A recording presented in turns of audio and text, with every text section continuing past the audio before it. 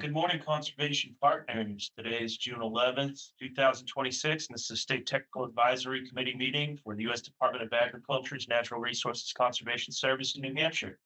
Welcome. I'm Jeremy Fowler. I'm the Public Affairs Specialist for NRCS in New Hampshire, and I'm the moderator for today's event. We anticipate a little than was published, so I'll notify you of changes as they occur. Please hang with us and be flexible on that. For our online audience, by default, your microphones are muted and cameras are disabled, but the chat and Q&A feature is available, as well as hand raise features, so please utilize those.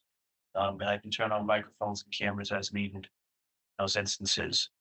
This call is being future reference. It will be posted to U.S. Department of Agriculture's NRCS New Hampshire website.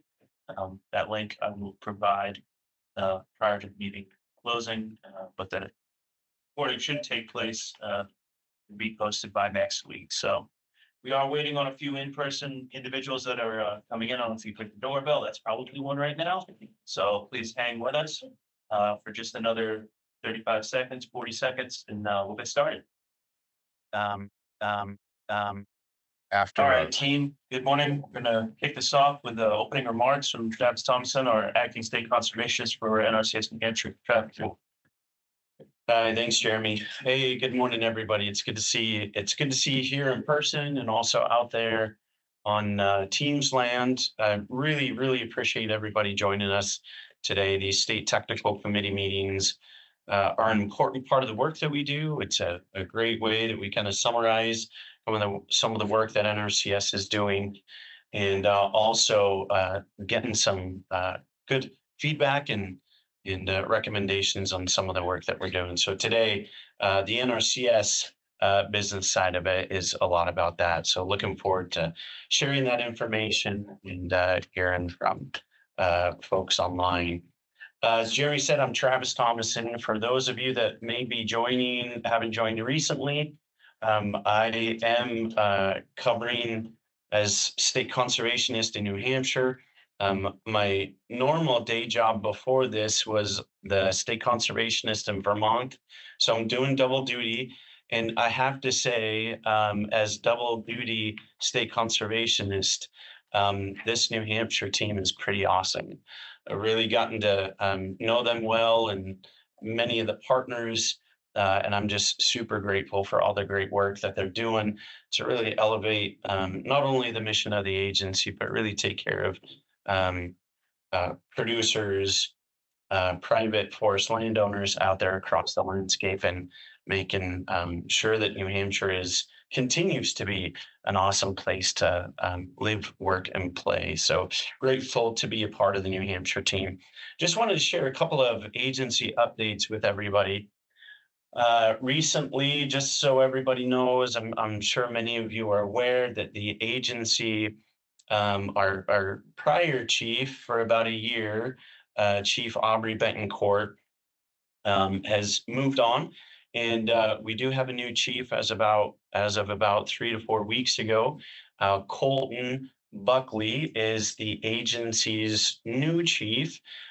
Colton Buckley, that name probably sounds familiar because he was the chief's number 2, Chief Betancourt's number 2. And so Colton really knows the agency, has been in kind of that number 2 position for the agency for a little bit. And we're looking forward to working with Colton as we continue to put farmers first and implement the administration's priorities out there.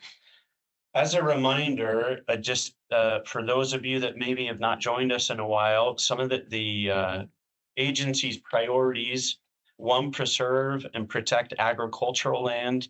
That's really strengthening our ASEP, our conservation and easement programs across the landscape, and then promoting regenerative practices. And really focusing on soil health and the great work that's out there. Also, we're doing a lot to modernize NRCS infrastructure and technology. Recognize, I think sometimes the joke within the federal government is we're about 15 to 20 years behind innovation. And so we're we're pretty excited to see some of the things that we're working on right now to really get us up to speed with some of the technology and recent, I think, innovations out there to help our folks really put producers first and make sure that we're providing great customer experiences out there. Number three, and you don't have this, we've shared this, but this is in the notes. We'll make sure we share these in the notes, but recentering field engagement and technical assistance. Part of adopting some of the recent technology is, when you really shift your focus to farmer first, if you will.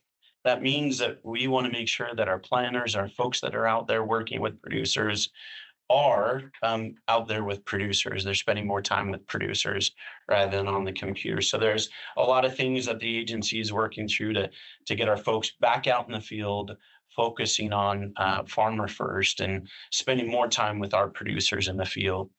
And then part of our meeting today, priority number 4, is to strengthen partnerships and streamline processes. We recognize with a smaller federal workforce, we rely on many of you, not only here in the room, but also on the call, that our work is stronger and better when we're together in partnership. And so we look forward to really strengthening partnerships that are out there, existing partnerships, and then finding new ones that really continue to have that nexus with our mission out there.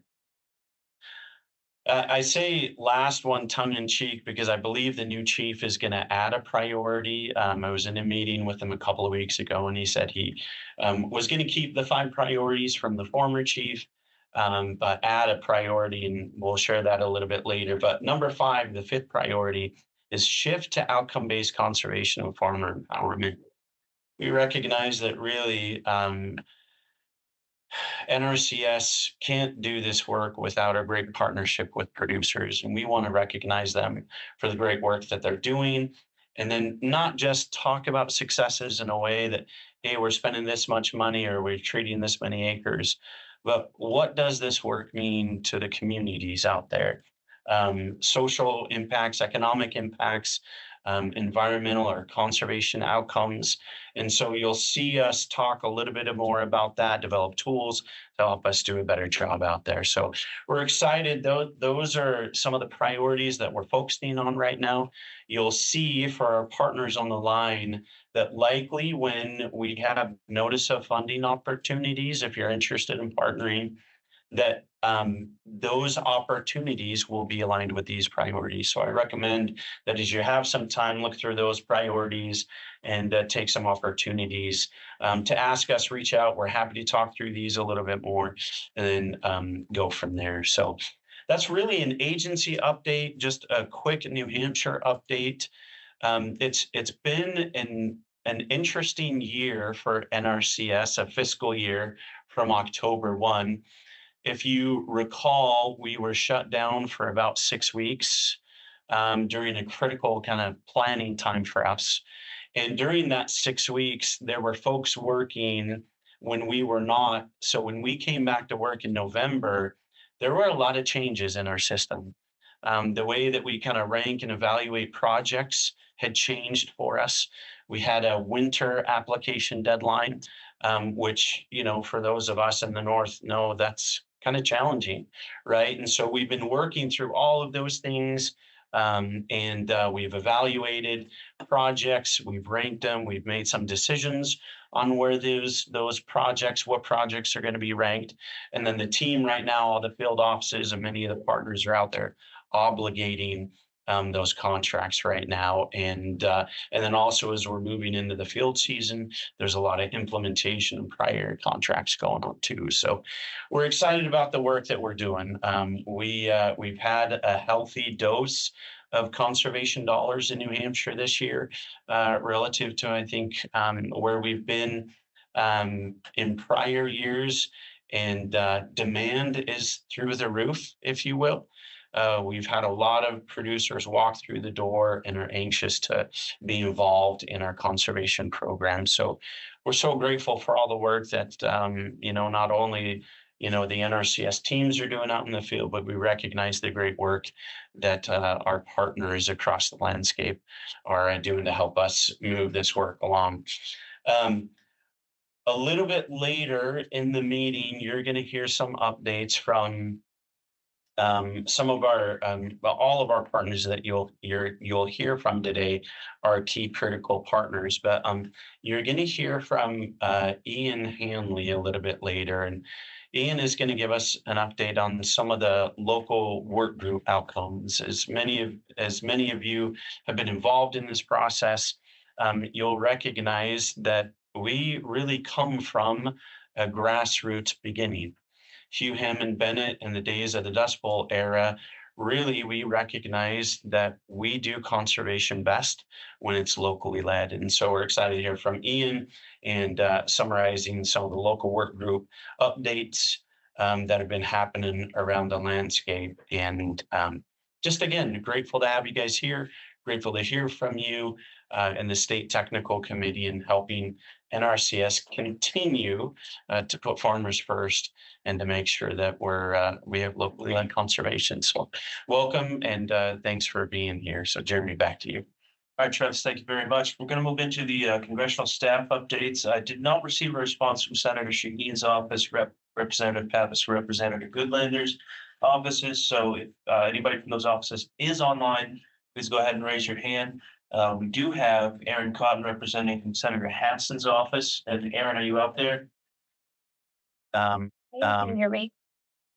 We can, yes. Great. Well, good morning, everyone. Sorry I'm not there with you. I have another meeting in a few minutes, so thanks for letting me kind of jump to the top of the meeting. This is my first one back from maternity leave, so it's super helpful to hear your updates. Thanks for helping me get caught up. I do just have some brief updates for you all on the Farm Bill. On April 30th, 2026, the House passed the Farm Food and National Security Act of 2026 by a vote of 224 to 200. The Senate has not yet moved on that bill, but it's safe to assume that the next action for it would be an Agriculture Committee markup. The current extension, as you know, of the 2018 Farm Bill expires on September 30th, 2026. I'm sure you're well aware the political dynamics are really tough in DC right now. The 2025 One Big Beautiful Bill included a number of items typically addressed in the Farm Bill, and the most recent reconciliation process made massive cuts to SNAP. So these dynamics have made what is normally a very bipartisan process really quite partisan. So I would say, our priority for my boss, Senator Hassan, would really be to find a solution to help mitigate those SNAP cuts. And I know that there are other concerns with the Farm Bill that you all will probably address today. But from our office, that is the update on the Farm Bill. And I just wanted, again, to thank you all for what you do and for helping me get caught up. If there's anything we can do to support your work or support the constituents you serve, please feel free to reach out. All right, Aaron, thank you very much for that update. Last call for any of the other representatives' offices, Senator Shaheen, Representative Pappas, Representative Goodlander. Just give it about 15 seconds here, and then we'll move on. Nothing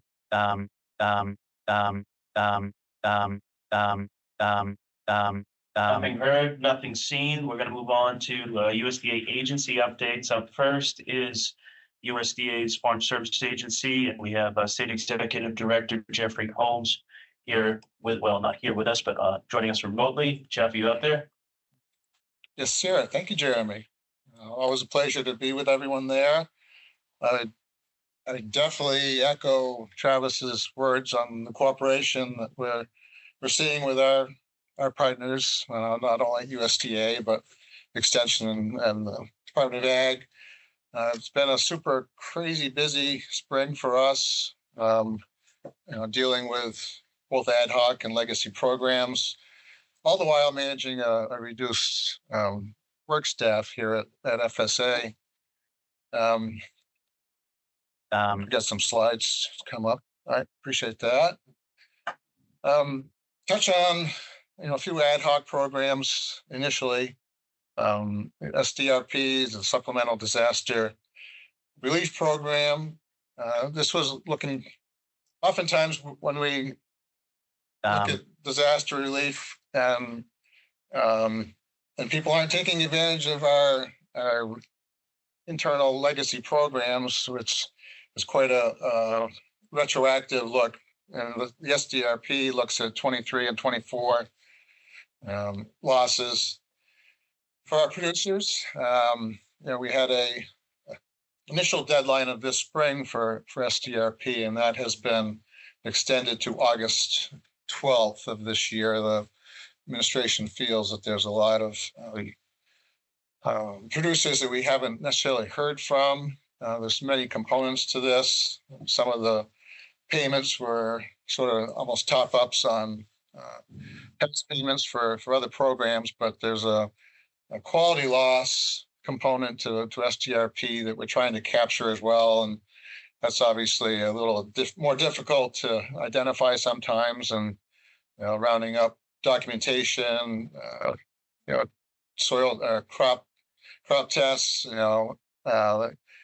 just that process takes a while, and figured with farmers busy in the fields this spring, it's best to push that deadline out a few months and give them a little more time to identify some of those losses. Farmer Bridge Assistance Program, FBA, that was sort of a signature program for this administration, trying to put the farmers first, dealing with increased input costs and inflationary pressures that our producers have seen over the last couple of years in particular. I know the big commodity crops in the Midwest have been showing $60, $80 an acre loss the last few years, based on a number of factors, not just markets, but costs of fertilizer and all inputs have just been up, and it's not sustainable the way it's going. But this program did target $12 billion to help, get crops in the ground this spring and help farmers,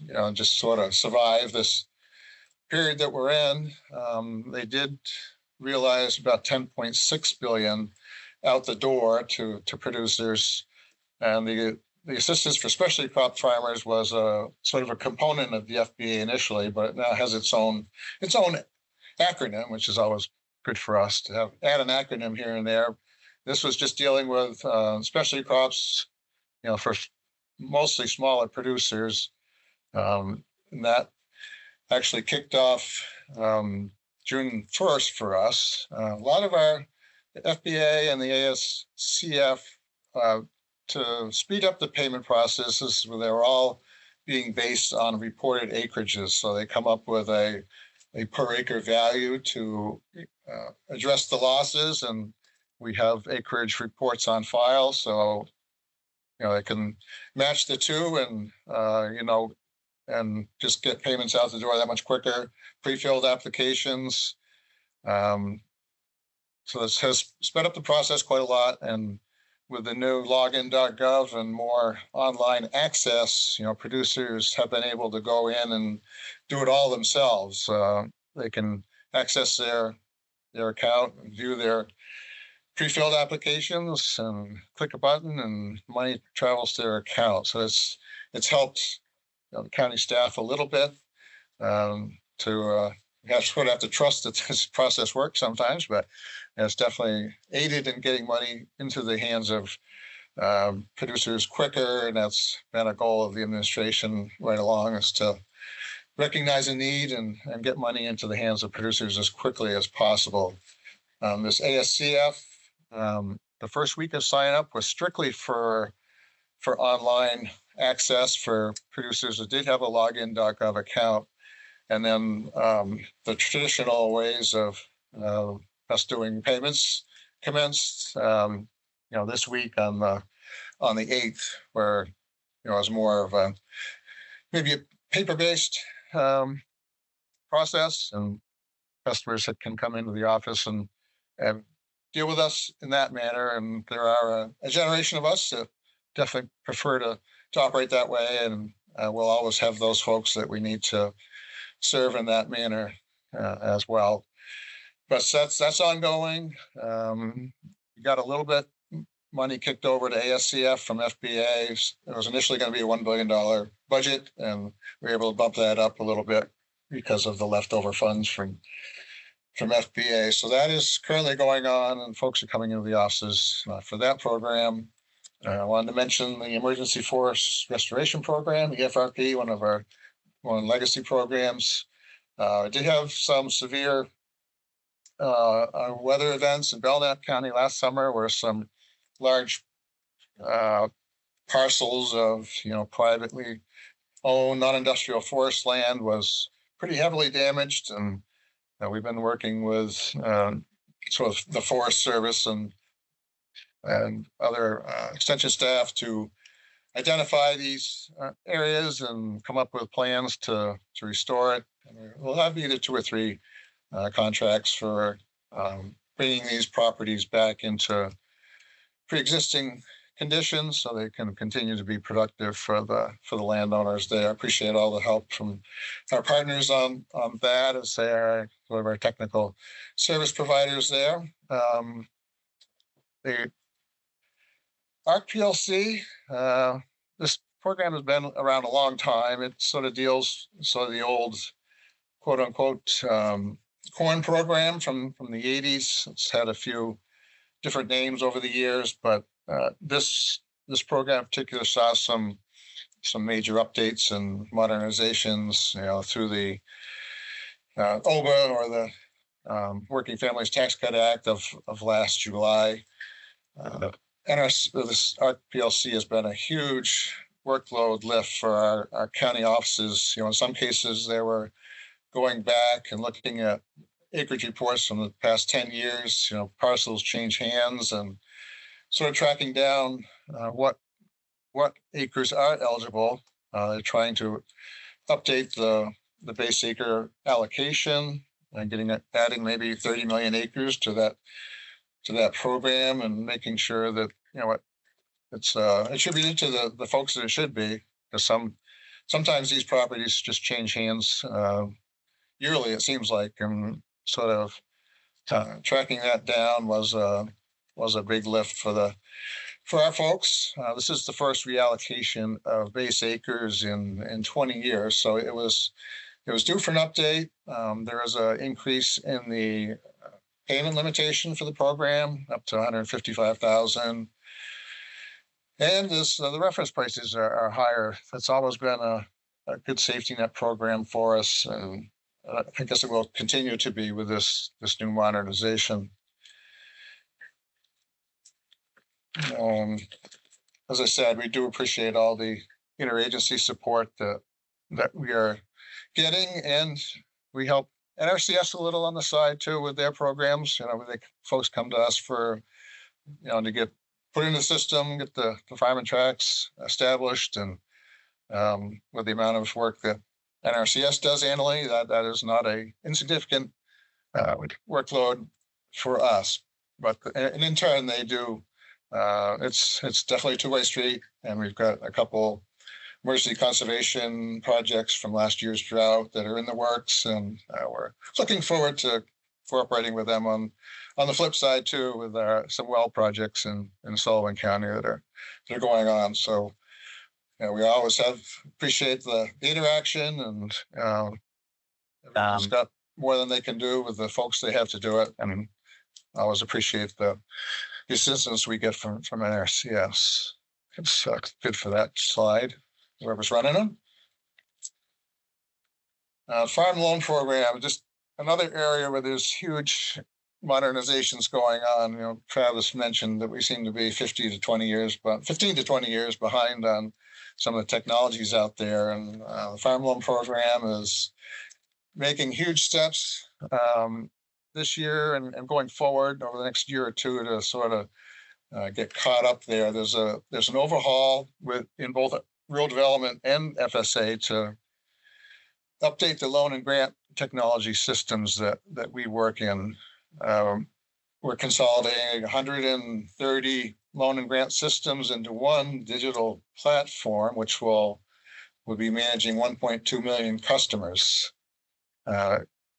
Sounds great on the surface. I'm sure there's a lot of details I'm glad I'm not in charge of to make that seamless and happen. But our guaranteed loan system at FSA will be the first one to be transferred over to this new digital platform, and then a direct loan program will follow that. I think December is the target date for us to move our guaranteed loan system over into this new platform. It's sort of an overall effort to make payments and applications more online accessible, and just make it simpler and less time consuming for the producer, and hopefully it will benefit our staff as well with these modernizations. But it's going to be a process. It's a lot of moving parts, but I think we're headed in the right direction. Just trying to get into the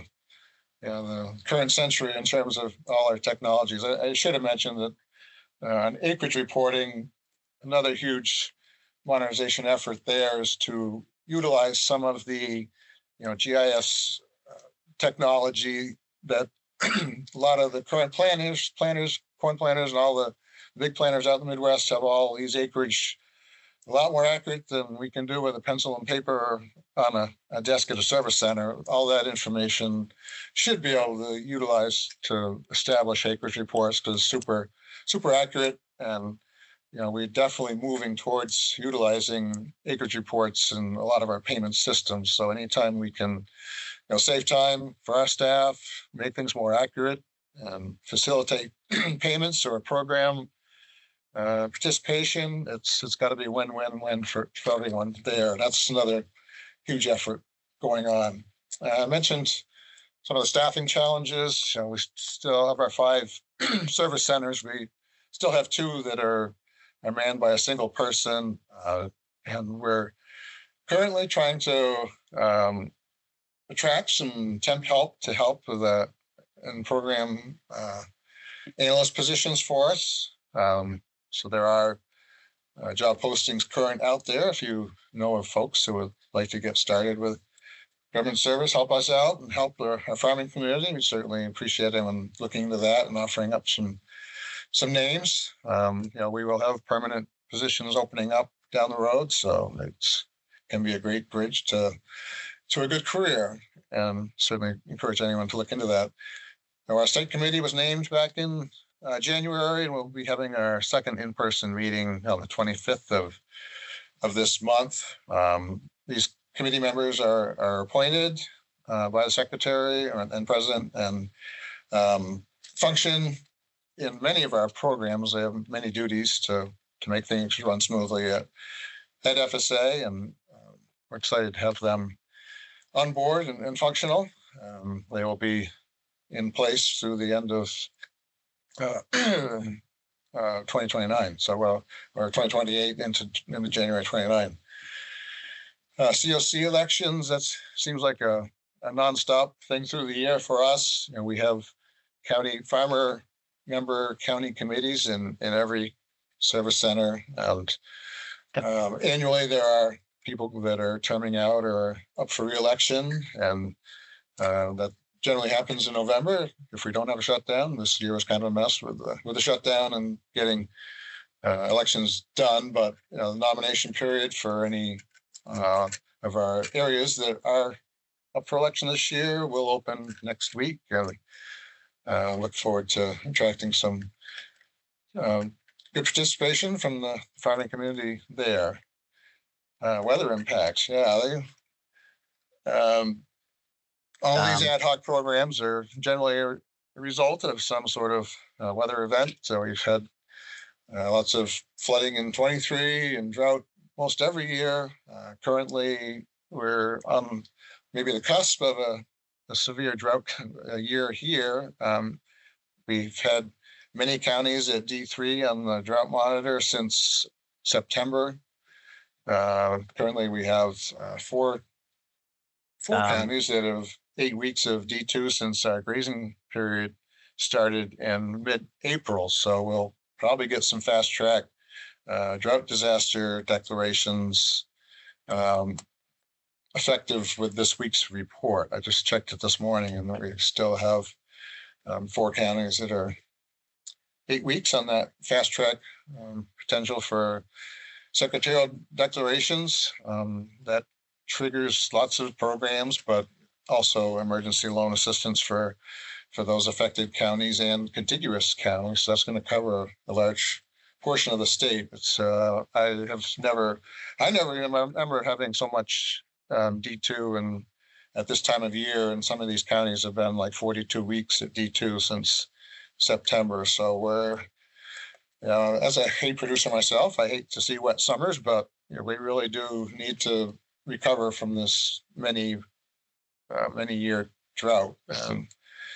It's sort of going to be a thorn in our side, I think, and something we need to definitely watch this year. We did sort of dodge a bullet back in April. The Mid-Atlantic saw a historic freeze around the 20th of April. They were much further along in their fruit season than we were. We didn't have too much bloom going on at that time, but I know Concord Farm hit 20 degrees Fahrenheit in the end of April, which is much too cold for that time of year. We escaped, total devastation because there wasn't a lot of bloom happening, but even any buds that are out at that time are affected by that kind of cold. So when we get through fruit set in apples this month in June, we'll have a better idea on what the bottom line effect was from that freeze. But it definitely was not as bad as from southern Connecticut south, and there are going to be lots of states that have practically zero tree fruit down that direction. But we were there ourselves a few years ago with a freeze. But I guess that's all I had for comments, Jeremy, unless there's any questions that you want to entertain. Any questions from within the room for Mr. Holmes? Nothing heard. If you have a question online, please type it in the chat or raise your hand. Thank you for that update, Jeff. All right, thank you. And as Marilyn noted, there is a flyer that I will drop in the chat here in just a moment. Nothing heard. We'll move on. Up next would be Rural Development. Patrick Sopranowitz, State Director for Rural Development in New Hampshire and Vermont, is unable to attend today. So I believe we'll have to skip right on to Department of Ag, Markets and Food. And we have with us here in the room, Mr. Sean Jasper. Welcome. Good morning. Are you ready? I am ready, and it looks like I don't have to worry too much about sticking with 10 minutes. Yeah, no, you've got some runway, sir. Well, I'm not gonna take up all that much time, but there is a lot going on. Just start out by saying this legislative session was the craziest one that I can remember, and certainly during my tenure as commissioner, kept me hopping. There were bills just flying left and right. We ended up in pretty good shape. There are two hanging out there that are concerning.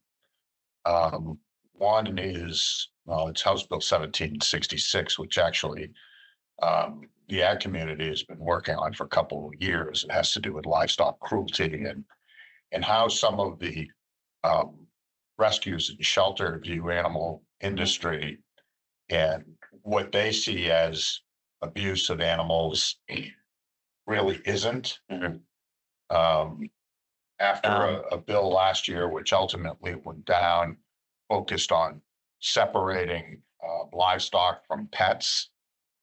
And some of you may have seen the editorials about that from the New Hampshire Humane Society, which is just totally full of misinformation. That's the kindest word I can use. We're not sure where the governor is going to go on that bill. We're hopeful that she at least lets it become law, because we really think it is very important to have people who know livestock involved in the seizure of the animal, not just a veterinarian whose primary work is with pets, but what we're seeing now is we move more away from being a rural state, farming state, is that many people think that animals on a farm should be just as clean as you'd keep your household pet. Matter of fact, it's gone to the point where some of these people literally have said, well, we think we ought to have two classes of livestock. One class would be livestock kept as pets, and that includes cows, and right on down. How we would ever make a determination, how we'd ever function, is, I think, beyond any of us in the agricultural world. So that's concerning.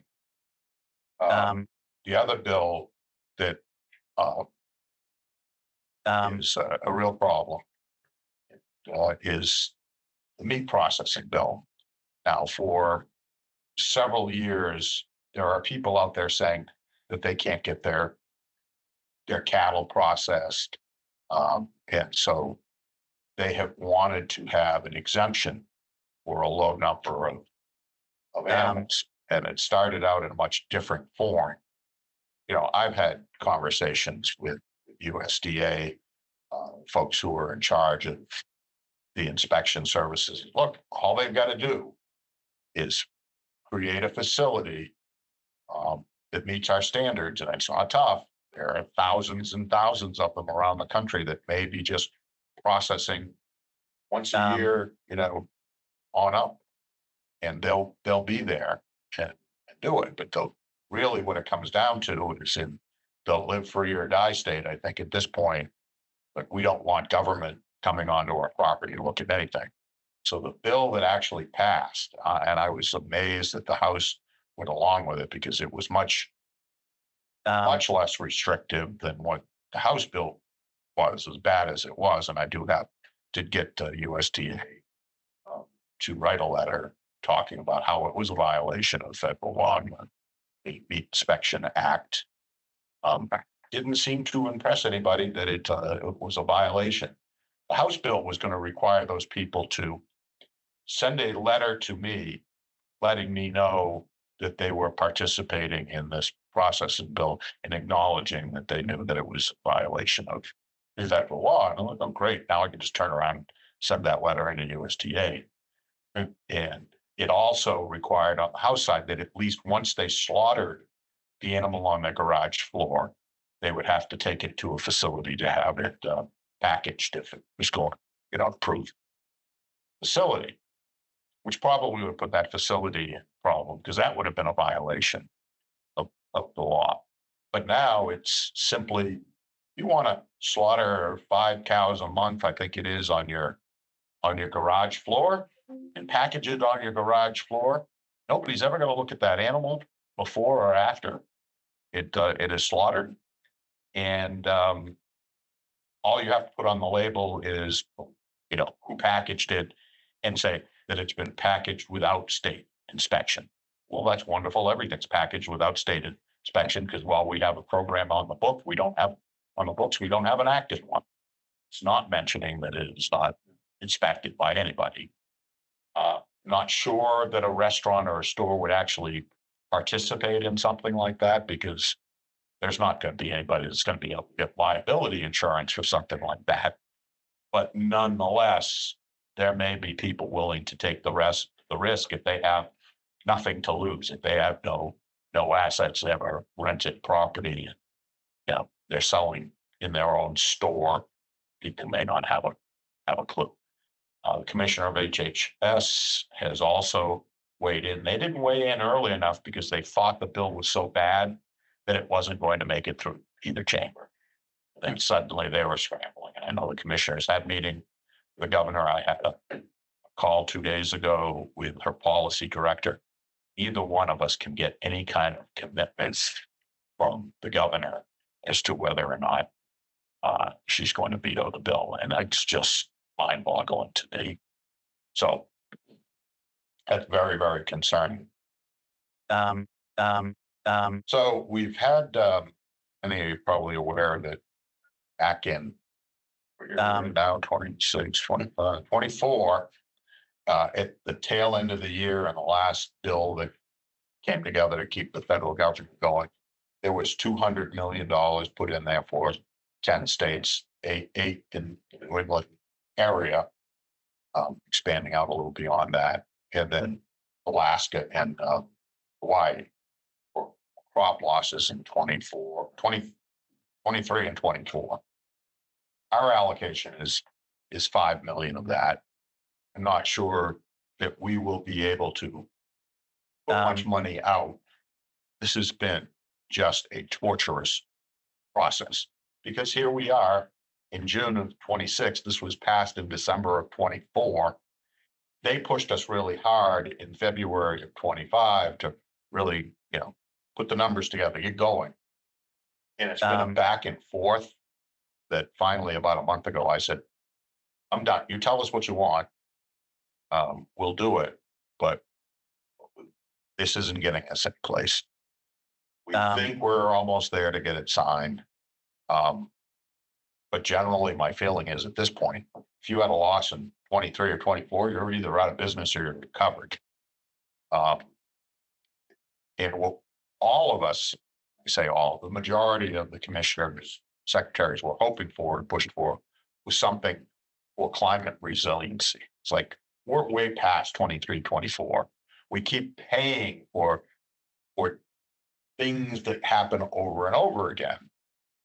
Why don't we start looking at putting money into things that will prevent these weather events from causing damage?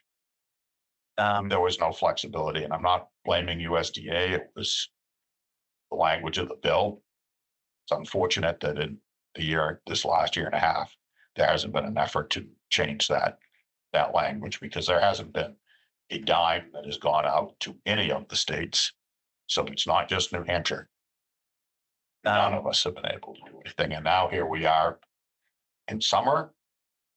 Who's going to have time to fill out the applications? We're going to have to extend that even longer. But again, because we did such a good job with crop loss in New Hampshire, and we were up to the 75% level with the 23 losses, not aware of much in the way of 24 for crop losses. We're looking for infrastructure damage. I don't think we had a lot of buildings collapse or those type of infrastructure. So maybe some drainage, systems, culverts that might have gone out, but we're not terribly hopeful that we're going to get anywhere near the $5 million out. It'd be nice if we were, but a couple of the other issues that are constantly coming up in the legislature are, like, for instance, bans on rodenticides. I think a lot of people have forgotten how much damage rats can do, not only within agriculture, but when you get into the cities, with children being bitten, babies being bitten. And, yes, we know that these second generation rodenticides are in all of the predators. They're in the raptors, they're in virtually everything out there. There's a balance right now, at least the bill is going in place. It's left with the pesticide control board. We're going to be looking at what we can do there, and along there is the neonics. And thankfully, we were able to get it left with the pesticide control board. There's a real push to ban it from turf, which may be okay, but again, this is not going to stop. These people, there are people out there. Literally, what we were told is one treated seed, corn kernel, will kill 80,000 insects in one bird. Well, I think we would probably be looking at areas that had no birds and no insects, if that were true. I was just in the Pioneer Valley in Massachusetts this week for a NIASDA annual meeting, and we went on some good farm tours. And of course, there are, just thousands of acres of corn planted, and I'm sure most of them have neonics. And yet when we went to a nursery that's doing strawberry propagation and berries, acres and acres under greenhouses, our open greenhouses, they are not even bringing in honeybees anymore because the native population is doing so well. And I'll tell you, we were in those buildings, and there were probably 50 bees around me wherever I stood. So I think there is a real misconception on what's really going on when these products are used correctly. Of course, like that's the problem with anything. That if you're using them incorrectly, and a lot of times, unfortunately, people think, oh, if it says, I should use a half an ounce per gallon, well then, an ounce must be better. So we are going to be dealing with how some of these products are dealt with in terms of being restricted use. So those are concerns. The land preservation protection program that we have is well underfunded. I mean, I got it funded to a degree. We're still moving forward. We will probably be opening that up again soon, trying to figure out if we're going to do maybe one big grant with what we have, or look at smaller parcels to assist. And of course, a lot of what we are trying to do is leverage more of the federal money that's out there, because we know we've been traditionally leaving a lot of money on the table in New Hampshire. I was hoping we would be in a different spot, but the legislature continues to work to decrease our revenue stream in New Hampshire. And so that's making everything difficult for everybody. We're lucky in the Department of Agriculture was able to increase fees in the last budget that hadn't gone up in 20, 30, 40 years, and fund more of my positions and more of my programs from those fees, and yet also contribute more to the general fund. So we continue to be a net positive revenue generator for the state. We don't, money goes back and forth, but at the end of the day, we contribute more to the general fund than we take. So we've also been able to keep all of our positions that become vacant. We've got authorizations to fill, I think, every position that we've had that's vacant. So that's been good. The New World screwworm, which is now in Texas and in New Mexico, we know it's going to continue to move forward. We've been saying for over a year that it's going to come through into New England, and this is consensus of all the state vets. It's going to come in through pets. So we're trying to do a regional response to that. As of yesterday, we were looking at a draft, which won't be an outright ban, which I'd sort of like to do, particularly when it comes to the pet trade, because New Hampshire is not going to save every stray dog and cat in Texas. I'm not convinced that what we're bringing in are actually strays. There is no doubt. I don't think there's a consensus that there are animals specifically being bred to come up here on the pet trade, because we've done such a good job with our spay and neuter program. But we are going to be probably having the certificates of veterinary inspection be good for 5 days from the time they're issued, instead of the current 30. Guidance for increased surveillance. Vets are issuing those, and we're going to have to do a more thorough job. And so that's going to be interesting. We expect it will get here, and we don't expect that anybody will be dropping millions of sterile flies into New Hampshire. So if it gets here, it really has a much greater chance of spreading. So that's a concern. Solar panels on farmland that's preserved continues to be a problem, a concern. So concern on any farmland to be. But we did lose a case a couple of years ago, and some of you may be aware of it. Thankfully, the judge said that as long as the production of the solar panels is used exclusively on the farm and no credits are given for excess production, then solar panels on preserved ag land is an agricultural use. So got to really think about where we're going with that. Talk about programs and being 20 years behind. Some of my programs are still older than that. We still have a program that was developed by a sex offender in the state prison and don't have source code to it. But we do have a contract, and we're moving forward with getting that going. We're going division by division based on how difficult it is. Try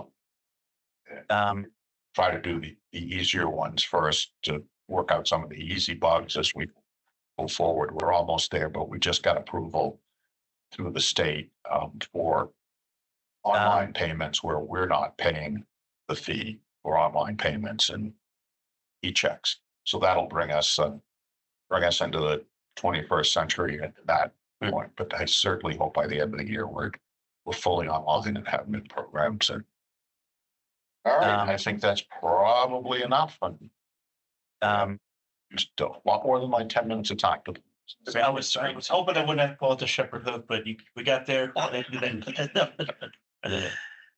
right, Commissioner Jasper, thank you so much for that. Any questions from within the room for the commission? Commissioner, I do think we talked a little bit about the land preservation work that you guys are doing. I'd love to connect with you on that. Yes. That's a top priority for the agency. And, just wondering what your priorities. I know we have a really strong, team and easement portfolio here, but I'd love to talk more with you on that. Yeah, sure. And I would be surprised if you doesn't touch on some of that. Of course, Yes, LCHIP, of course. Yeah, LCHIP is very much receptive and been very good about funding there, as you know. And so we also try to work together on that. And as I said, I was hoping that I would have more money, but do have some we've held in reserve. So we're looking for some good projects. Okay. Be really grateful to have a conversation with you. All right. Thanks, Commissioner. All right. Up next is Ian Hanley. Gonna throw it out there to the room. Do we think maybe a 5-minute break is in order ahead of Ian's presentation? Okay, that's good. All right, team out there on virtual land, we'll be back in about 5 minutes. Hey, Commissioner, good to meet you. Right at the top of the hour.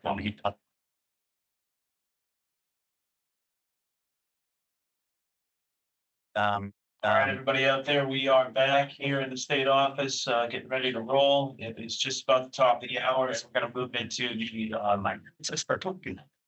Ian Hanley is up next from the State Conservation Commission. He's, of course, the executive director. He's going to brief us on local working groups and other State Conservation Commission updates. So, Ian, whenever you're ready. Awesome. Thank you, Jeremy.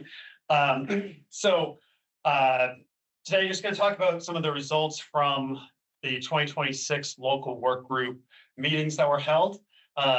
If we go ahead on Jeremy on the next slide. Hope you all see that there. Last year and the last couple of years, we've had the presentation of the results at the May, well, in this case, June now, STAC meeting. But just kind of a review of the overall process for those that might be new to this meeting. So the county conservation districts host a public input meeting, which we refer to as a local work group meeting annually. These meetings are organized around usually a March, early April date. And the districts work on setting up those meetings and doing the outreach and all that kind of stuff. So we have 10 county conservation districts aligned to our county boundaries here in New Hampshire. And the conservation districts represent the local input and the local priorities into kind of this process that we're thinking about. And so we do have 8 meetings that occur. So Cheshire and Sullivan counties have meeting together the last couple of years. Same thing with Hillsborough and Merrimack counties. And so at this meeting, we have a list of over 30 different natural resource concerns. And in this picture, you can see one of our participants at an easel in there what I like to refer to as the stickering, where they put stickers that correspond to their primary and secondary concerns on the board. So we've got a bunch of boards with all these natural resource concerns. And then this year we changed the process a little bit and we separated out what we titled as human and business concerns. So we have our natural resource concerns and then 10 human and business concerns. And this allows us to look at the results a little bit more specifically as to what are specific to the soil, the water, the air resources, and then what are the concerns that are related to things like farm viability, being able to get equipment and supplies, processing, those kind of things that are more along the kind of the farm viability idea. And so participants are able to share their concerns with the stickers, and then we go after that into a more in-depth discussion about the specifics of those concerns. And so getting to some of the results here. This is a table that is showing the primary results and the secondary results by meeting. And so the red blocks are the primary concerns for that meeting, and the yellow blocks are the secondary concerns. So I try to do 3 and 3 for each meeting. I've condensed the concerns to just the ones that have received either primary or secondary concern rating for the meeting. So as I mentioned, there's over 30 of them. These are just the ones that rose to the top for the meetings themselves.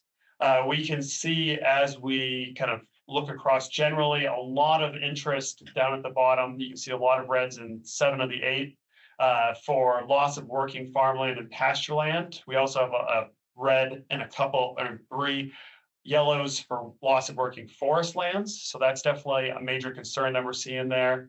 And then some of our other concerns that we have right above that under runoff to water, we're seeing quite a few primary and secondary concerns. And then above that in plants and forests, invasive upland plants has also received a good amount of concern there across multiple meetings.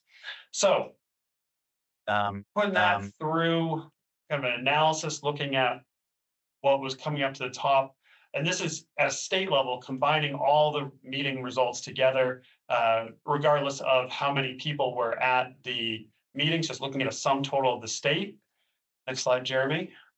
So our 3 primary concerns, loss of working lands. So kind of looked at both the farm and forest lands were concerned. So just generally loss of working lands, concerns about farmland being converted to housing, high cost of lands, and then a concern around easements being too restrictive for current farming practices. We also have runoff to water. So especially herbicide and pesticides were concerns that were frequently noted, as well as roadway salts and manure and biosolids. But the herbicide pesticide piece was the highest concern of that runoff to water piece. And then, as I mentioned in the last slide, upland invasive species, most commonly noted with bittersweet knotweed and buckthorns, specific concerns around being expensive to remove and being unclear on if there's a state plan for how they can be removed and what access to state resources exist.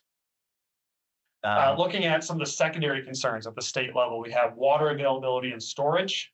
So as Jeff was mentioning in his FSA update, we've had a drought for the last few years. Drought conditions continue. And so what is the availability for water storage, whether it be pond creation or being able to get storage tanks on site?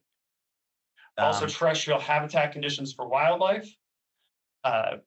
And so this relates to habitat fragmentation and invasive control. And pollinators were mentioned as part of that as well.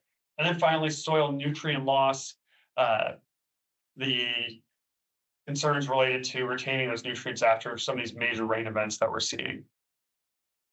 So to look at this from a slightly different angle, and on the next slide, I've broken this down by NRCS work unit. And so for those of you unfamiliar, Belknap, Hillsborough, and Merrimack represent one work unit. Carroll and Coos are together. Cheshire, Sullivan, Grafton, and then Rockingham, Stratford are the 5 work units in our state. And so what I've done here is we've kept those same red and yellow blocks, but I've put that PRI primary around the resource concerns for just that work unit. So the ones that had 2 meetings, looking at combining those together, and those being the top concerns for that work unit. And so, again, just like with state results, we're seeing a lot of concern under the working lands, the runoff to water being there, and invasive uplands again. There are a few that had some unique ones that were unique to those meetings, but we'll look at those in a second. So in the next slide, breaking down those results. So the Belknap, Hillsborough, Merrimack work unit, which is the Concord and Milford field offices, had invasive upland plants, runoff to water, and loss of working lands as their primary concerns.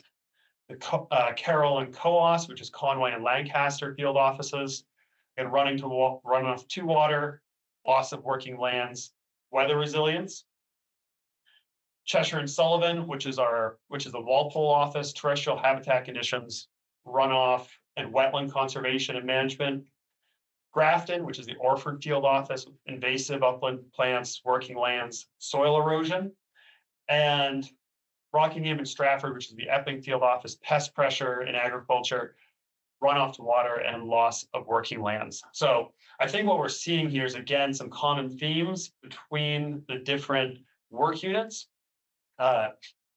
One thing that I think is interesting is how this mirrors, as I think of kind of the conservation districts, where our conservation districts, which work independently, are all doing similar things, but have particular points of emphasis that each district spends more time on. So, we have a lot of districts that are doing the rental equipment programs, other kind of support programs, things like that. And each district is kind of focusing on things with their own direction. And so I think this kind of mirrors that, where we have similar results from work unit to work unit, but we're seeing some specifics in there for some individual work units. Moving on to some of those human and business resource concerns. Access to local food markets was really the number one for human and business resource concerns. Access to farmers markets, some of the thoughts around preparing and processed foods again, and then an interest in continuing to support aggregators, processing, and then below the food and products processing availability. Meat processing continues to be of concern, and interest in commercial kitchens and freezers being another concern that's been raised multiple times. Secondary concerns within those human and business resource concerns, business and succession planning.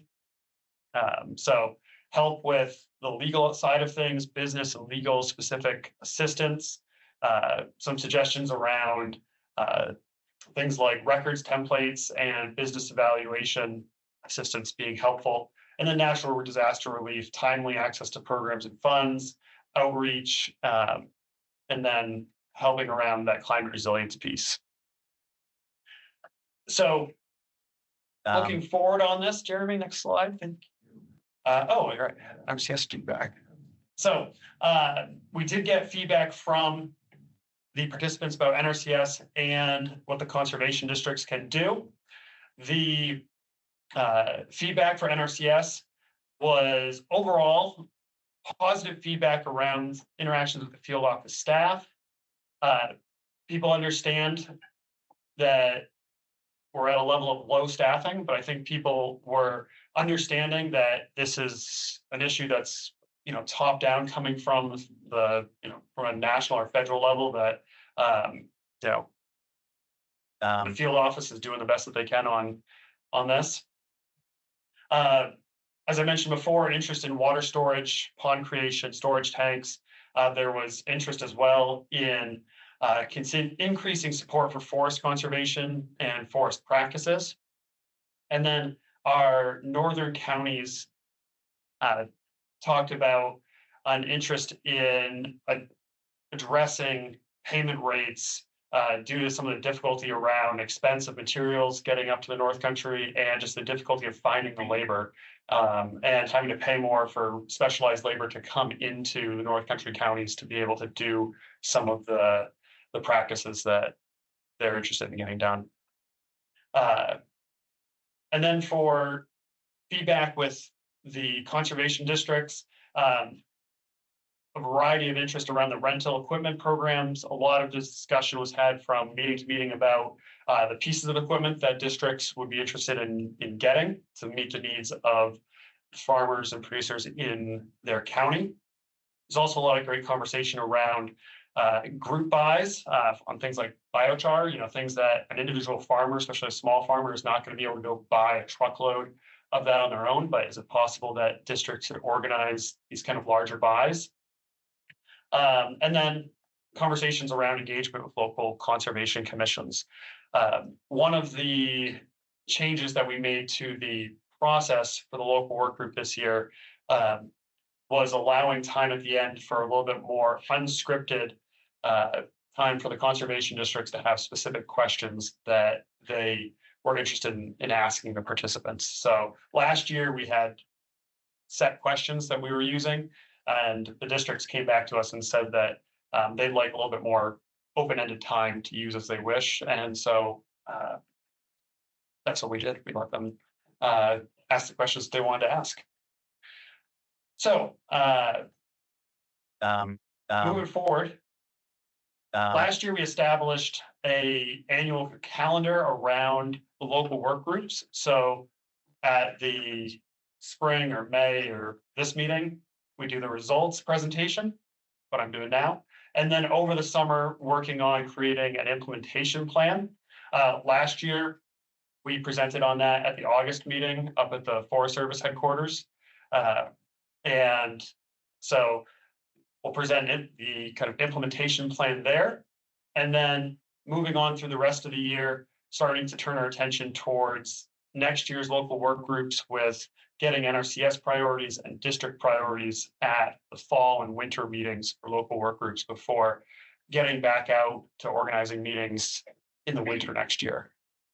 And so I want to, at this point, turn the floor show over to Dawn to talk about some of the implementation piece. So actually, I guess I'll take some questions that people have before letting Dawn take it over.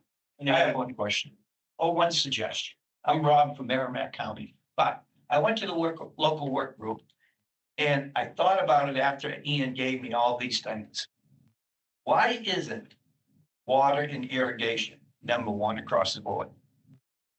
It's what we've been in a drought for how many years? And our large farms get paid. We all have supplement insurance policy, but the government pays us all this money when we lose a crop. Why aren't we spending more money on that? So that was my thought. Then I thought back and we said, you know what? I was in that room. There was only two big farmers in that room. Everybody was smaller. Okay, so their concerns aren't the same as ours. So in this group, maybe we could have a sheet where we fill it out. Are you a full-time farmer, part-time farmer? Do you own your farm? Is it your only business?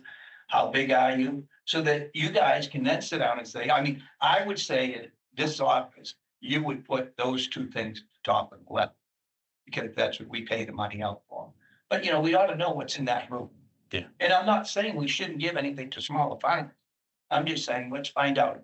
Because we'll get voted out every single time, okay, if we let the community come in, because anybody can come in and water runoff, that's number one, and you guys fund it. Which group is farmers? So that's just my suggestion at the work. Yeah, it's great feedback, Rob. I think, from the agency standpoint, this local work group process has been around for a really long time. You know, and I think every year, you know, Ian and I have talked, every year we try and get better and better at this. And so I hear you loud and clear. I think every, you know, fruit and veggie farm I go to, they're asking me about irrigation, right? And definitely we hear you loud and clear in that. And, you know, it's our job, right? If you look at our policy related to locally led conservation, local work groups, it says specifically to every extent practicable, NRCS state conservationists should adopt the recommendations. And so, you know, we have some pretty complex business tools. We'll work through that, but we're keeping notes on this. We hear you, and definitely in light of the drought, you know, those are things that we need to be thoughtful of, and yeah, we'll continue to move forward on that. So thanks, Rob. Appreciate that. Yeah. I'll add a little bit of feedback because I'm Stacy, District Manager at Merrimack County. And I think that over the last couple of years, there's been a pushback on not allowing the feedback of people who like email us comments or whatever. So I know not this past year, but last year, Carrie and I both, you know, put down the priorities of people who had emailed us, but I think that may not be across the board. And I think it's really hard for these farmers to show up to these meetings. I mean, especially the full-time farmers, it's really tough for them. So I think that maybe in some respect that there is a bit of a skew to people who can come to a physical meeting versus maybe something that we could do, you know, really survey those people, those full-time farmers who just, you know, aren't able to make it. Yeah. Stacy, it's good to meet you. I know I've seen your email. I will say in the locally led policy, conservation districts chair and move this meeting along, right? So I know Ian and Soil Conservation, or the Conservation Commission, do a great job of moving that forward. But if you locally feel like you have voices that aren't being heard, you're the ones that really guide and direct these meetings. And I'm all open to having however you want to gather that feedback. And keep in mind, you know, you saw some things up there from Ian for things that we don't do, right? And that's the beauty of this process, is you're gathering feedback, not only for NRCS recommendations, but really what you get involved at the local level. So I would encourage you, let's continue to talk more about that. Like, you guys are driving that meeting, and then you're telling NRCS, hey, for you, NRCS, this wasn't an NRCS meeting, but we feel like here's some things that you need to focus on, or you should focus on, and things that, you know, we think your programs can do. So appreciate the feedback, and we'll continue to, iterate and improve. So thank you guys. Yeah. Ian, sorry, you're the one that led it. You did a good job, but yeah. No, I think that's a really important point. And, you know, we did have, I think, sort of Carol and Coas both had a half dozen people that were able to, that did the survey and gave results. And I'm all for figuring out ways that we can continue to expand that, because you're absolutely right. You know, there's value in getting those that feedback, and we need to figure out ways of making sure that we can collect that, and obviously ways that, you know, have consistent accessibility across the state, but also making sure that we're not, you know, running around to every farm and doing a census, because we just don't have the capacity for that. But finding that balance in there. So I think that's definitely something that we continue to work on for next year. And I think one other thing, just because people have been talking about this a bit, I think Don might get to this, but possibly maybe a training or something on how these local work group results then translate to that ranking. So I printed out the ranking, gave them to some board members the other night. And I think maybe if people knew what the end result was going to be, it might actually inform what happens at that local work group meeting. So do you agree with that? I do. I do. Stacey, it's funny you say that. I've been working with conservation districts for almost 20 years, and I'll never forget, I share this experience in Vermont because we've retooled local work groups, we do things a little bit differently. But I shared this experience. I moved into a new community and I was asked to come and sit on this board and be involved. And I have 6 kids. My wife and I have 6 kids. My life is super busy. And so there's always this competition for that commodity of time, right?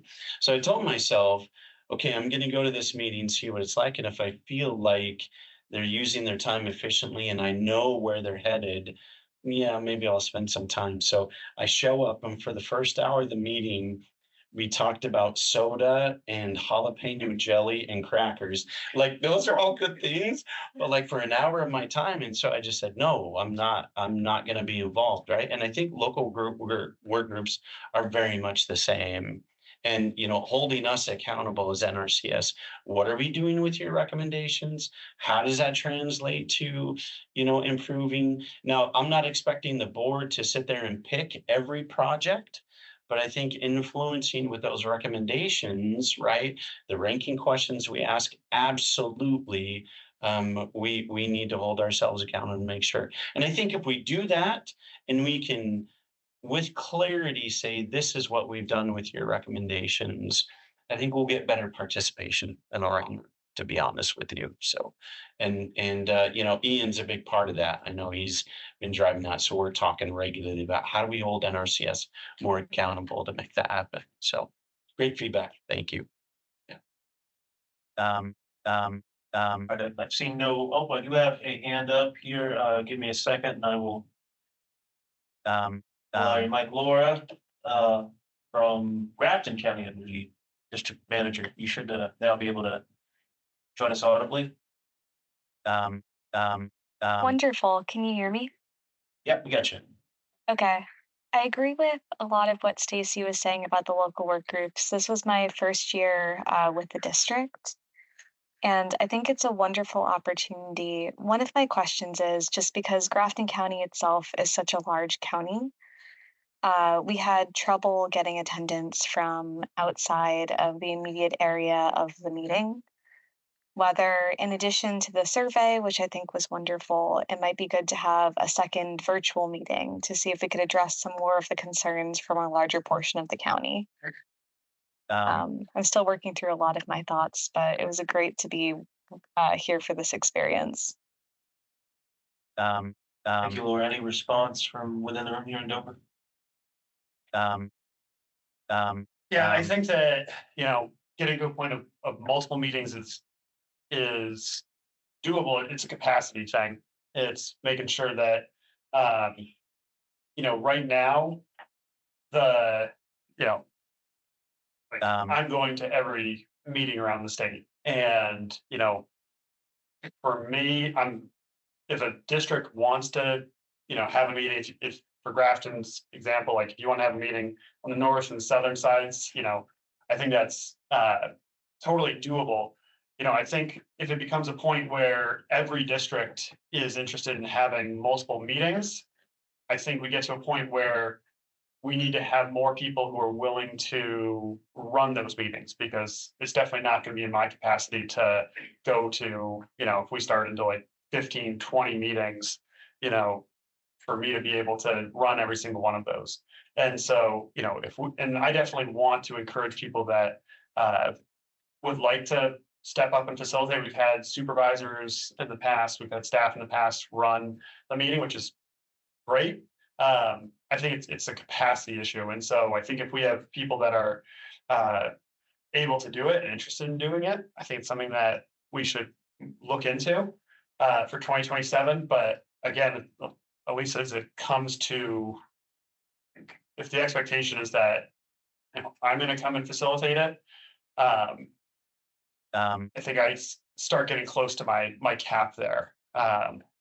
And so it's something I think that we definitely can do. It's just a matter of finding the people that are interested in running it and making sure that we have the ability to run it consistently across all of those meetings. Because when we start getting into one district doing one thing and one district doing another, it means that at a state level, we start to lose the ability to use those results. And so it's just making sure that we can create that consistency across meeting to meeting. Right. Anything else before we turn it over to Dawn? Nothing seen, nothing heard. Dawn? All right, thanks so much, Jeremy, and always good to be with this State Tech Committee meeting. And just kind of give you a quick zoom out while Jeremy tees up a few slides for me about kind of where we are at the state level here with the process. So as Ian talked about, we have our locally led work groups that provide input from all our counties at the local level. And me and my team at the state level work at our state subcommittee levels, also working with our state partners to try to generate what are some of those state level priorities. And then we work together to generate ranking priorities that help us make funding decisions. So what I'd like to do is just give you a brief PowerPoint here to talk about what I'm hearing are some of the most important priorities, either from our locally led process and or our state partners. So please, Jeremy. One of the things I want to highlight a little bit here in our forestry program is the Regenerative Pilot Program, RPP, and in our Conservation Stewardship Program, CSP, a couple acronyms there for you. Here is a kind of exciting area that we've been working on with our partners at UNH and the Forest Society and or a CIG. It really teed us up in perfect timing to talk about this new pilot program that came out for all 50 states. And one of the key practices in forestry is our forest stand improvement. And when we talk about forest soil health, really kind of a new spin for us. We've talked a lot about soil health in agriculture. In our last meeting, we talked a lot about RPP and EQIP. But here we're talking about CSP. So we're really thinking about enhancing these areas for regeneration, for soil health. And if, without getting too in the weeds here, we're talking about leaving more wood on the forest floor for improved nutrient cycling, wildlife habitat, improving regeneration and reducing deer pressure. And so what we're really looking at here is where we are looking at regenerating forest stands, talking about degraded stands often, helping those areas improve. We're looking at some of these kind of common resource concerns, rutting, not a lot of wood on the forest floor. And Jeremy, if you could just kind of move through the next couple of slides. This is kind of what we're looking at. So some kind of pre-commercial thinning activities where we're leaving wood on the forest floor. Here's a practice that's being better known as a slash blanket. So that was something that was highlighted in that CIG. Our technical service providers, our private foresters have seen this via UNH and Forest Society. So something we're becoming more aware of and how to use this. And this has been a great opportunity where we have poor quality wood out in the forest that we want to remove to regenerate some oak or pine or other crop trees like sugar maple, but also where wood markets are suffering, we're able to leave more of that wood on the forest floor. So lots of benefits here. I'll just take a couple other pictures here, Jeremy. Maybe some of you on the call are more familiar with cut to length. Here's an example of cut to length where those tops are left in the forest. So this is one of the focal points right now in our CSP RPP program, and it's been really pretty well received. So we're continuing to kind of work through this in the forest. And it was really our first year and go of it this year. So I'm excited to kind of continue this and learn from it and continue to make some tweaks. Kind of moving along, we heard from Ian and a number of our state partners on wildlife priorities continue to be elevated and of concern and something we need to work on. And I think we've talked in other meetings about our wood turtle initiative on New England plus New York wide. Here we're looking in the middle at a wood turtle. Blandings and spotted turtle are also part of this initiative. Land protection that I know Jess will talk about a little in her presentation is another higher priority for turtle conservation. And we're looking at trying to reduce conflicts with agricultural machinery or forest machinery from these species.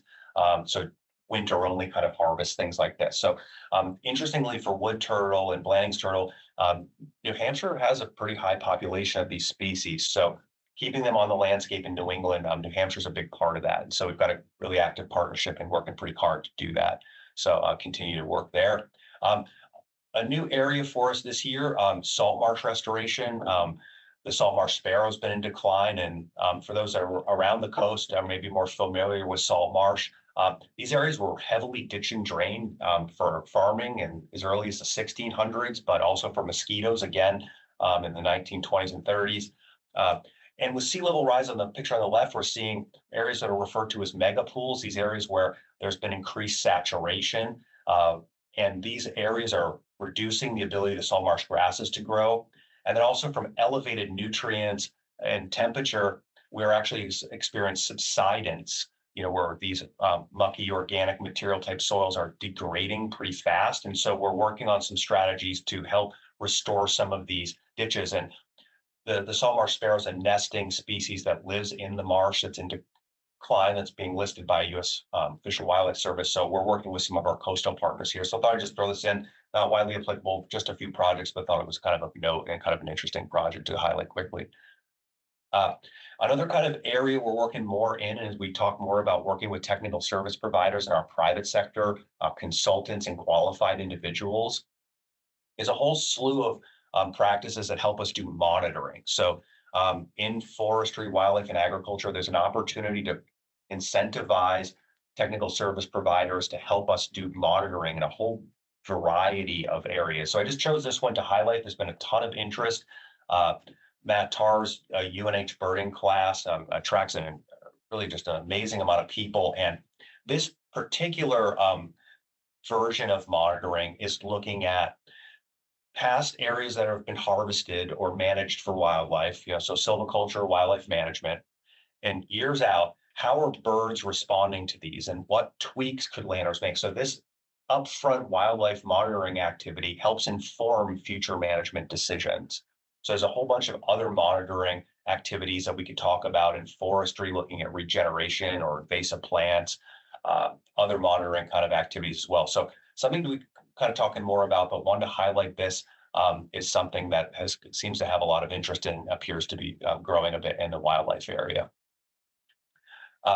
Again, kind of working more with our aquatic areas, working with Trout Unlimited, some of our other partners here, Fish and Game, working with small streams to restore small streams for brook trout and other aquatic species. And the left here, you see a picture of wood loading, kind of an early on picture here of adding wood to streams. We know there's a feedback between trees that get old and die and fall into streams. There's a lot of feedbacks in reducing stream velocities, increasing deeper pools, insect life that are really important to streams. And so we've had a fair amount of interest here in this area.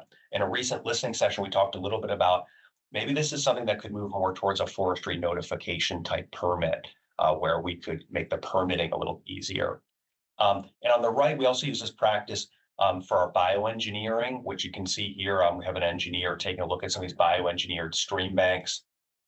We'll talk about that just a little bit in a future discussion, but more interest in sort of the amount of water that's falling. We talked a lot about drought here this morning, but also to remind ourselves that when we are experiencing rainfall, it tends to be to higher intensity. And so we're seeing a lot of destruction from higher intensity rainfall. So where we have farms on edges of streams or larger rivers, water bodies, or small streams in the woods, we're having a lot of damage at times from these. So these types of adding wood to these systems help reduce velocities and help build resiliency, but in a wildlife friendly way. So continue to work in this area. I think you saw on Ian's slide a lot of interest in invasive plants. We have a statewide invasive species committee that is informing some decision making here. NRCS offers a multi-year approach, so we're offering up to 3 treatments for invasive species. One of the headwinds this year that you may have heard about was we had a national cost list at NRCS, and the prices came way down in brush management. So that was kind of a headwind for many that wanted to apply. We're looking at maybe taking back those cost lists in FY27. We're still kind of waiting to see how that can work. We're really hopeful that that will happen. We can kind of make these rates a little bit more attractive, not 100%, but maybe more in that 50 to 75% range for the cost share, which we've historically had. But again, still a pretty heavy amount of brush management out there on the landscape and these multi-year contracts. We talked about a 3-year contract, and so lots of acres of getting done out there on the landscape as we speak. And so I'm looking forward to getting out on the landscape a bit this year and seeing how things are going, how our progress is coming along. As we know, some of these sites are very hard to treat and deal with, but we're hearing good things from our private sector folks saying that this is a really a need, especially with forestry, to get those native species working again in the forest. So that's encouraging to hear. Pest management, Rob, I know you've worked a little bit in this area. Interest here in pesticides, expensive not only from the cost in material, but cost for labor to put that out. So lots of interest in a lot of different farming sectors about how do we help farmers think about when to add pesticides, as Commissioner Jasper said earlier about using them correctly. And so just a couple examples here. This has been a really a pretty vibrant partnership for us. Exclusion netting kind of on the left here, excluding pests kind of either with netting. We're doing this in high tunnels and low row covers like you see on the left. On the right, a very popular program on sprayer calibration, where we're calibrating sprayers to make sure we're putting the right amount of material out on the landscape. Also, using weather stations and modeling to help farmers think about when is the pest likely to be active, and also, of course, scouting. One thing I would say in general in our ag space is we need to attract more private sector help. That's really something we need. We have very few people out there that can do sprayer calibration or will help farmers with pesticide scouting or helping make those kind of recommendations. So something we're always trying to do is build up our technical service provider cadre with our program. So if you have folks out there, please refer them to us. A little bit of interest here. I think, we talked a little bit earlier about runoff to surface water, talking about buffers and setbacks. So we've got riparian buffers. We talked a little bit about stream bank stabilizations. Here's a picture of a filter strip. And we're working to bring into focus for FY27 a little bit more of an a la carte approach of how do we manage runoff to surface waters. There's multiple approaches.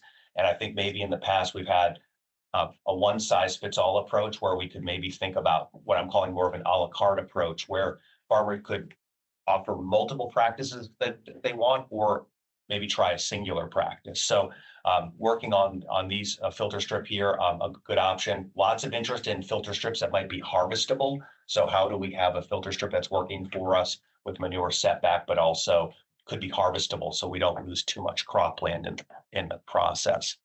Next slide, please, Jeremy. Just to touch on that, when I kind of said a la carte, you probably said, well, what does Don exactly mean by this? I'll try to give you just a quick example. Here is riparian buffers and bioengineering. And in the past, we've said, these really need to go together. And so where we're on fourth order streams or greater, and we have Shoreland Protection Act areas with permitting, at the state level, we may have to have a riparian buffer, but for other smaller systems, we might not. So for instance, a producer may be interested in only putting in a riparian buffer, or maybe just interested in putting in bioengineering, for instance, picture on the right.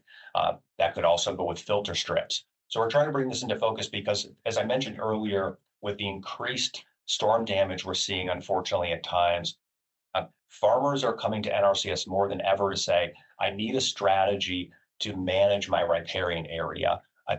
The corn land that they have in the riparian area is really important to their business. If they lose that, they're seeing that as a big threat to their business.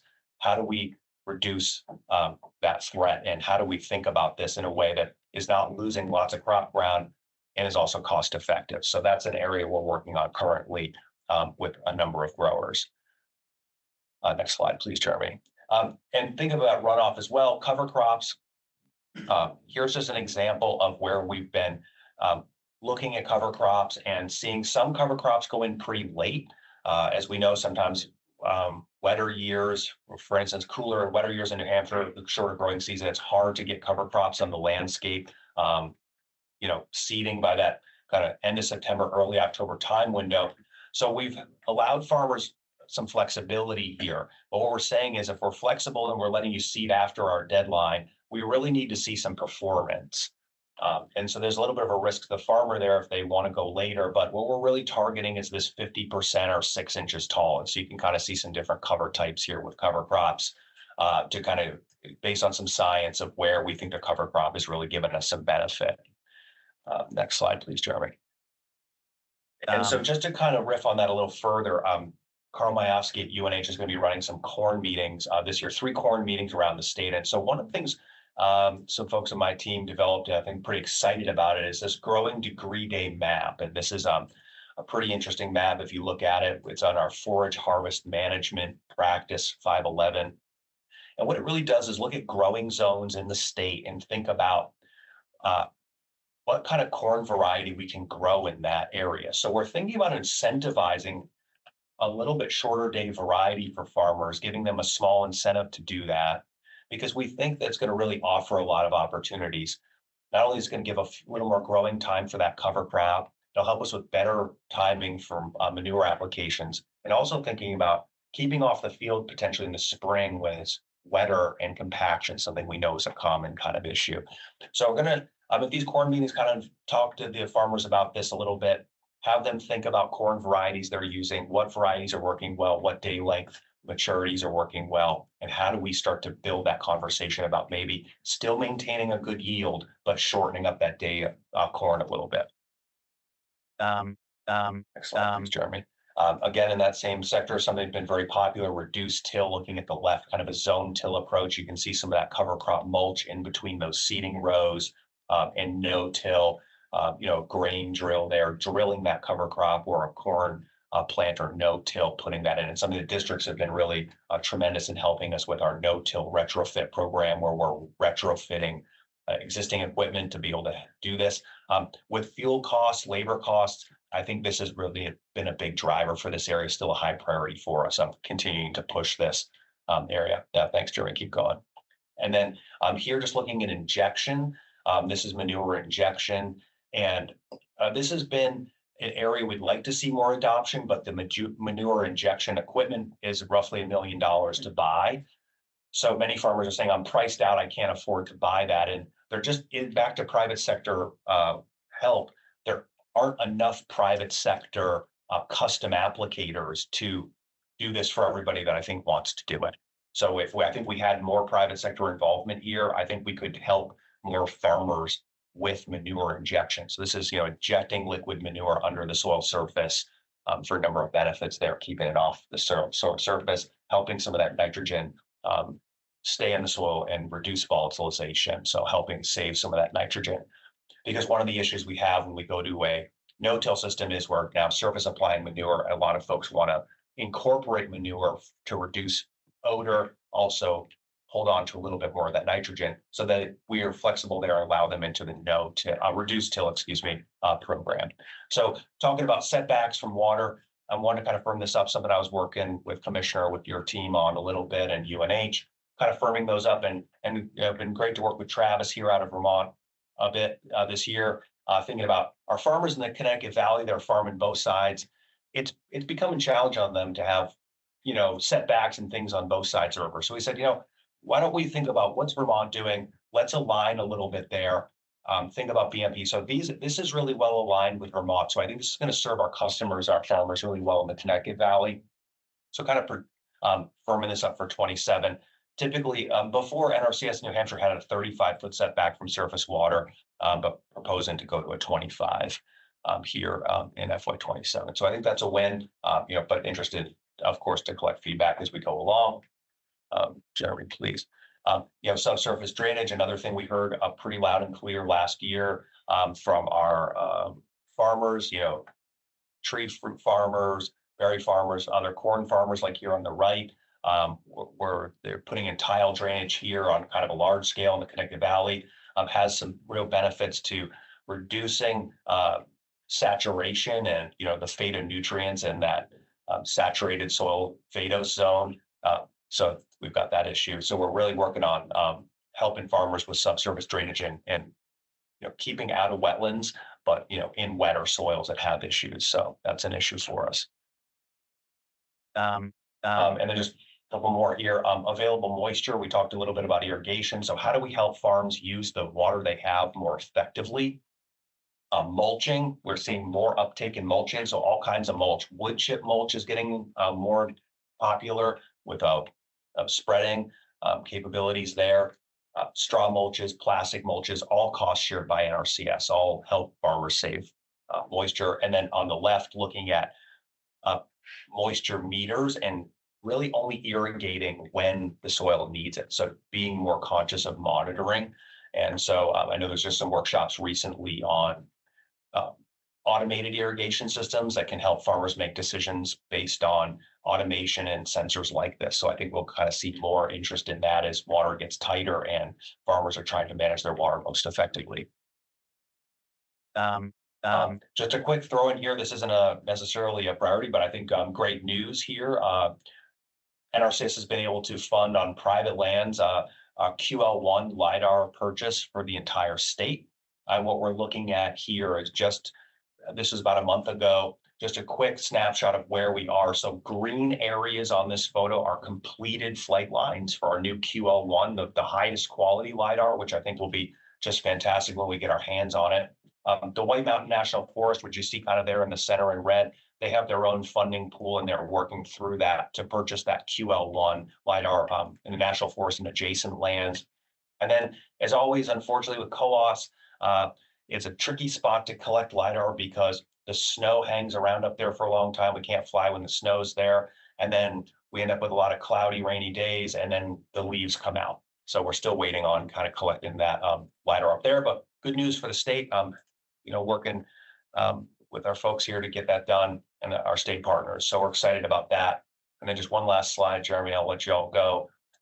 Just to highlight here for our Agriculture and Forestry Wildlife Subcommittee meetings, please, August 18th and 19th, invitations went out. If you don't have an invitation, please reach out to us and we will get back with you. And please, like we said at any time, reach out to us if you have questions or comments. It's a kind of a 365 thing for us here at NRCS where we're listening to you and your comments. So thanks for that. Any questions, comments from within the room or our audience online for Dylan? Any material he presented? Thank you. Hearing nothing. All right, we'll move on then. Almost there, folks. We are doing pretty good at this point. Up next, we have Jess Rock, the acting assistant state conservationist for programs, with an update on the programs world for NRCS and NRCS. Thanks, Jeremy. While he's pulling up the slide, yes, I'm Jess Rock, acting as assistant conservation programs. Day to day, I am the RCPP coordinator as well. So, as I know many of you on the call today, so happy to be here and provide a few updates. So we can go to the next slide, Jeremy. So today, the main topic I want to cover today is from our easement subcommittee meeting. We held that back in May, and thank you to those partners and folks who attended that meeting and provided some great feedback for us. So the topics we covered were the wetland reserve easement and the restoration criteria and the updates to that, recommendations for the WRE geographic area rate cap, also known as GARC, and then the methodology for those compensation rates. There was a proposal, and we'll go into that proposal here in just a few minutes. Then we also covered the percent impervious surface waiver information. And there were no proposed changes to the ranking criteria, but we did go over that. And then we also reviewed those agency priorities specifically to preserve and protect agricultural land. So next slide, Jeremy. So first, on the wetland restoration criteria, we covered the general habitat and management timing to protect certain species. And so with that wetland reserve program, that is one of the requirements is species. So winter only forestry, and that's November 1 to April 15. Mowing and haying to avoid those grassland bird nesting seasons. Low flow, dry season, wetland construction projects, July to September, and that does match up as well with the Army Corps requirements, I believe now. And then herbicide application windows. So looking at the foliar herbicide, and that would be September 1 to October 15th. But you can also do stem injections and bark basal in late fall. Then we also looked at the 100-foot management activity setbacks. And so this is to also, again, protect those wetland areas, since that is the priorities with that wetland reserve program. And then timber harvesting compatible uses. And so if you're using the timber on your land for personal use, such as firewood, up to 10 cords is allowable without that written forest management plan, and is really beneficial to those customers and easement landowners. And then again, no changes to that ASAP ranking criteria. I do put a caveat on that, that if there are national requirements, we would follow those requirements for the ranking criteria. Jeremy, thank you. All right, so going into a little bit more detail on how we develop those site-specific plans, and that's known as the WRD management plan. So step one, we have to identify all the wetlands on the property, and so we do have an easement team here that works on that process. And we want 100-foot setback on those areas. Then we're going to look at those priority species and make sure what we're proposing is applicable for those areas. Step 3 is to determine the operable forest or grassland areas and the management timings. And then last but not least, the WRPOs to incorporate that standard language and to streamline that plan development. And if anybody has questions on that process more in depth, feel free to reach out to myself and I can get you in contact with my team. And we did not receive any comments from that subcommittee on this process. Everybody thought it was working pretty well. Next slide, Chair. So for the GARC, the geographic area of rate cap, this is probably where we had the bulk of the conversation that day. And so there was a consideration and a proposal put into place per that meeting based on feedback, specifically around the Lakes region and the Seacoast region. And so what the consideration for that is to look at those communities that we don't readily have information available to help with those rates. And so we were looking at an analysis to include the area-wide market analysis appraiser assignment, and how could we utilize that information to better have GARC rates that fit those areas. Some feedback that we received was it kind of felt backwards, especially in the Seacoast area with how the changes to development have occurred in that area. And so we are looking at that, and we are currently working to get that area-wide market analysis completed for this upcoming fiscal year. So that is in the works. And we will combine the Seacoast Tier 1 and Tier 2 into a single Seacoast, and then Lakes region Tier 1, Tier 2 will be combined as well. Again, just due to the development changes that we're seeing in those areas, they really felt on that subcommittee that needed to happen to be more applicable. Next slide. So the percent impervious surface waiver information over in Vermont, they use this often from what we've heard from your easement staff, Travis. And so we are going to be working with them and reviewing a draft worksheet with other New England states as well, and hopefully start to use that a little bit more. That's something that's come up on some of our easements on how could we have an impervious waiver on those farmstead areas to better serve in those situations. I think that addresses a little bit about what we heard about easements being super restrictive. So we're Correct. making some improvements there. So thanks. Thanks, Travis. And so that was the primary consideration and feedback from members of that subcommittee on that meeting. I'll go to the next slide. So 900 series practices. This is new to New Hampshire this year, but not new to many states, or some states, I should say. And so customers can request 900 series practices to have technical service providers or TSPs help provide some of that technical assistance that either we don't currently have the ability due to staffing shortages, or maybe they're complex and we need some other skills to come in and help with those designs. Over in Vermont, they've used these practices before, so I'm working closely with that team to get some information on how to appropriately carry these out. But we have TSPs in New Hampshire now that can carry out a variety of engineering as well as technical ecological practices. This money can be used for design, installation, and oversight, as well as checkout. And so we're really excited about this, especially for some of these complex engineering designs that maybe would have taken longer for NRCS in the past. There might be opportunities for us now if a customer is willing to work with a TSP and get those designs completed to move this a little bit faster. I do want to say in these contracts for 900 series, they need a contract for the practices specifically up front. We modify, we add in the 900 series. And so you're committing to do those practices with that engineering design once it's completed. It's not, we'll pay for design and then you decide if you want to do the practice. You're going to have a contract for the whole package once you say, hey, I would like TSP money, and we'll get you some TSP money if we're able to. Right now, we're working through that process and we're working to, as a state, to make sure we're carrying that out appropriately. And we hope to be doing these in the next month or so. I will add, do you have another slide on this or is this the lone one? That's it. I will add real quick, Jess, and stop for time inch. I'm gonna jump in real quick.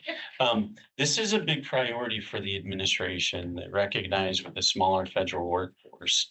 TSPs, technical service providers, will play a bigger role in the work that we do. And the agency this year put out quite a bit of money offered to states to be able to work with producers. So how this works is, let's say you've got a producer who applies to NRCS and they want to do, let's say, an irrigation system and some other practices. Well, right now we're limited. We're down on some engineering staff. And so it may take some time, a year plus, to get that work done. And so what we're offering is we'll communicate with that producer and say, hey, we have availability of TSP funds. If you'd like to work with a technical service provider, we'll actually give you funds. And that's what this 900 series are, because when they're added into a contract, it's a 900 series, 9, 11, 12, and 13. We'll give the producer money to hire a TSP to go and do the work that maybe an NRCS employee would have done previously. Now, the intent is not to replace NRCS employees. The intent is to leverage certified professionals out there that can come in and help put more conservation on the ground. That's the intent of this. And we're excited. Like Jess said, we've done this quite a bit with our farmstead projects in Vermont. It's kind of this concept of build it and they will come. If certified folks or if TSPs aren't yet TSPs and they know we're offering to do this, then we'll train folks on what the process looks like. They can sign up to be TSPs, and then there's kind of build the demand for that. So that's we're excited about this priority that the administration really wants us to move forward in. And again, the sole purpose is to put more conservation on the ground, not replace NRCS folks or partners, but to put more conservation on the ground through folks that are technical service providers. Thanks, Jess. Thanks, Travis. And so I'll just end that with, if there are folks out there that may be interested, send them my way. I can get them in touch with our TSP coordinator. I know yesterday I had a few conversations where some folks may be interested. And so we would love to build that bank of TSPs so we can get more folks out there. And I believe that's my last slide, Jeremy. That is your last slide. And that is the last formal thing on the agenda. Nobody's upset about that. However, we do have a little bit of time. If I'd like to open the floor maybe to any further comments or anything anybody wants to revisit, please let me know.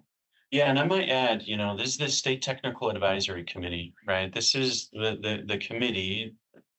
Most of the work is done in subcommittees, right? Dawn and Jess shared subcommittee work. The local work groups are subcommittees of the State Technical Committee.